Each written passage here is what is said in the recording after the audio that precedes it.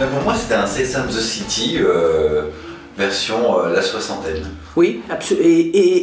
Et en fait, plus libre. Parce que moi, j'ai tout vu la série. Avec l'expérience, du coup. Oui, parce que les femmes, elles sont plus tordues, elles veulent la carrière, elles sont pas sûres, elles veulent des enfants, elles sont pas sûres. Là, elles ont eu des enfants, les enfants sont grands. Voilà, exactement. Mais ce qui est aussi très paradoxal, c'est que au fond, ce sont des superwomen, ces femmes-là, celles que je décris moi, celles qui sont dans mon livre. Mais il y a une chose qui est certaine, vis-à-vis la sentimentalité, elles sont fleurs bleues. Il y en a qui attendent le prince charmant. Elles croient que le prince charmant, ça existe. Mais ça, je crois que ce sera jusqu'à la fin. Mais c'est ça que je trouve beau, c'est ça en même temps. dans votre bouquin. Enfin, c'est un peu... Je ne dirais pas pathétique. C'est un peu décourageant, mais en même temps, mon Dieu, c'est mieux que... elles sont mieux d'attendre le prince charmant que de manger 22 pilules par jour parce qu'elles sont trop déprimées, quoi. Vous voyez ce que je veux dire? Quand vous avez écrit ce bouquin, est-ce que vous êtes amusé? Parce qu'on le sent quand on vous lit. J'ai tellement... je me suis étonnée moi-même. Là, je fais une confidence. Je ne pensais pas que je pouvais être aussi folle moi-même. C'est-à-dire que moi, c'est sûr que j'ai une personnalité. Moi, je suis à l'aise. Moi, écoutez, moi, j'ai eu une enfance épouvantable. Et quand on a eu une enfance comme ça, et qu'on s'en sort, il n'y a plus rien et on sait ce que c'est que la liberté après ça. Et il y a une chose que moi j'ai eu beaucoup de difficulté à supporter, c'est la complaisance vis-à-vis les malheurs qui nous ont atteints quand on était jeune. Il faut être capable. Tous les gens ne sont pas faits de la même façon, tous les gens n'ont pas la même énergie, tous les gens n'ont pas le même tonus, mais chacun a en soi un espace de liberté. Et une fois que cet espace est identifié, on a une marge de manœuvre. On n'est pas déterminé. Parce qu'autrement, c'est la noirceur totale, quoi. Et c'est pour ça que ces femmes-là sont allumées. Voilà. Finalement, ce que j'entends, c'est qu'être fou, c'est sain. Oui. Parce que c'est pas... Oui, parce qu'on ne parle pas de la maladie mentale. Sauf qu'il y a un personnage qui m'a échappé, vous savez, mais on va pas le dire. Marie, elle m'a échappé. Moi, j'aurais jamais imaginé qu'il lui arrivait ça. Mais ça permet d'exprimer votre folie d'auteur. D'aller là où vous ne pouvez pas aller dans la vie. Mais je sais qu'il y a des gens qui basculent. Ouais, absolument. La meilleure façon de ne pas y aller dans la vie, mais moi, par tempérament, je vais... Mais c'est vrai que quand j'étais jeune, parce que j'ai eu un père qui était fou, finalement, vraiment fou, mais je me suis rendu compte après coup que l'asile c'était chez nous, quoi. Et lui, son asile c'était la maison, et nous on était prisonniers de la maison, voilà. Mais enfin, il ne nous battait pas, puis il ne nous abusait pas sexuellement. Alors bon, mais c'était...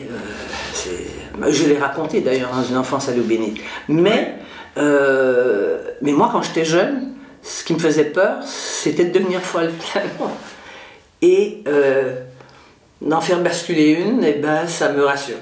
Ouais, je suis assez d'accord. Parce que c'est pas moi, je ne l'ai jamais été. Voilà. C'est pas bien les choses. Pour quelle raison les lecteurs devraient lire Plus folle que ça, tu meurs? D'abord, les hommes devraient lire ça pour connaître les femmes. Et surtout, en général, les hommes qui se vantent de bien connaître les femmes, ils ne les connaissent pas. Mais ils devraient, parce que de nos jours, les rapports entre les hommes et les femmes, c'est quand même des rapports amoureux. Ça a quand même évolué. On n'en est pas, évidemment. Ça va prendre 100 ans avant que le féminisme, les féministes plus radicales que moi, ils trouvent leur compte. Mais je trouve que quand même, moi j'ai un fils qui a 38 ans quand même. Bon. Mais donc, ils devraient... Ah bon, bah alors, donc, je trouve que ça a changé un peu et les hommes sont plus attentifs aux femmes. Ils devraient lire ça parce que l'époque dans laquelle on vit, enfin ce livre-là arrive la semaine où l'inquiétude nous envahit tous.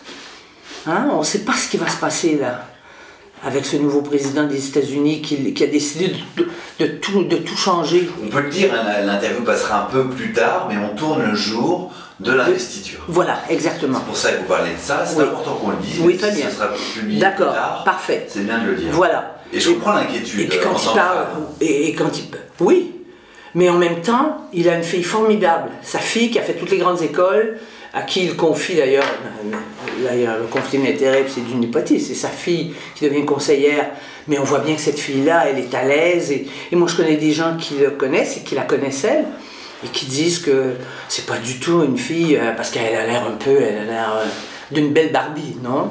Elle est belle et tout, mais c'est pas du tout une femme qui a l'air de courber les chines, on est d'accord. Donc vous savez, c'est compliqué. Et puis en plus, il a un fils, on sait qu'il a un fils qui est le plus jeune, qui est un autiste, mais très profond. Donc c'est un homme qui a été capable d'avoir qui a eu des douleurs dans sa vie. C'est difficile d'avoir un petit garçon comme ça.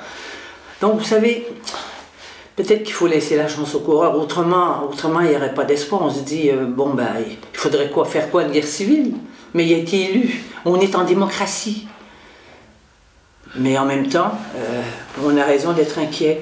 Moi, je ne sais pas qui l'a dit, qui a dit qu'au moment de la guerre, la dernière guerre mondiale, il y avait deux catégories de juifs en Europe. Il y avait les juifs qui étaient optimistes, puis les juifs qui étaient pessimistes. Les optimistes ont fini à Auschwitz et les pessimistes ont fini à Hollywood.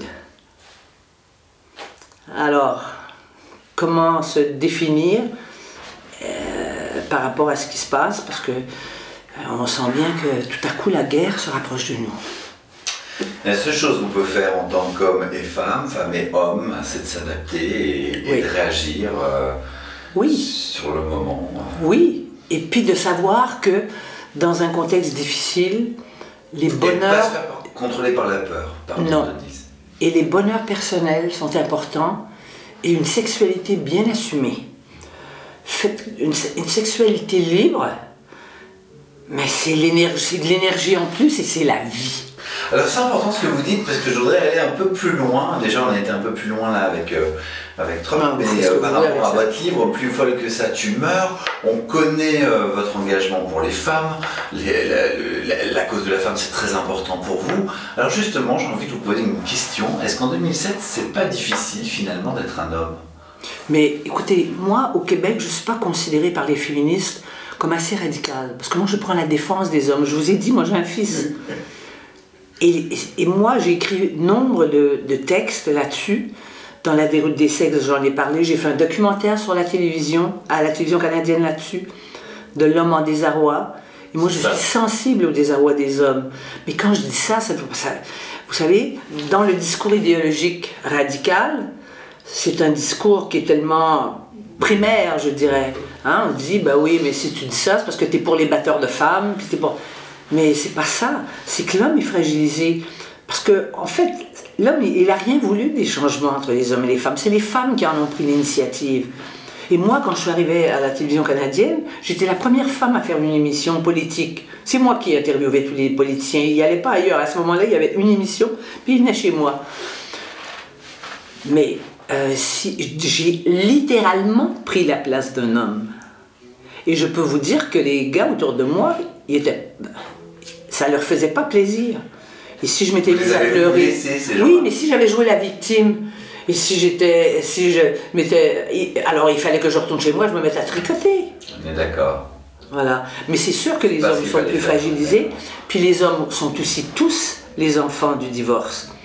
Et finalement, ce que je constate, mais là je le constate vraiment, c'est que le divorce, ça bouleverse plus les petits garçons que les petites filles.